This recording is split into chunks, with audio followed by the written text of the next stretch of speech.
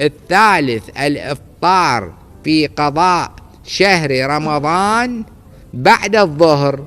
هذا كفارته شنو؟ واحد قاعد يصوم قضى فرضنا باكر قال أصوم قضاء عن يوم من شهر رمضان، صبح الصبح ناوي القضاء، ما دام الظهر ما صاير، إذا يريد يغير رايه يقول اليوم أفطر وغير يوم نصوم يجوز. لكن إذا صار الظهر صار ملزما بالإكمال، فإذا أفطر بعد الزوال صارت عليه كفارة. شنو هي الكفارة؟ إطعام 10 مساكين.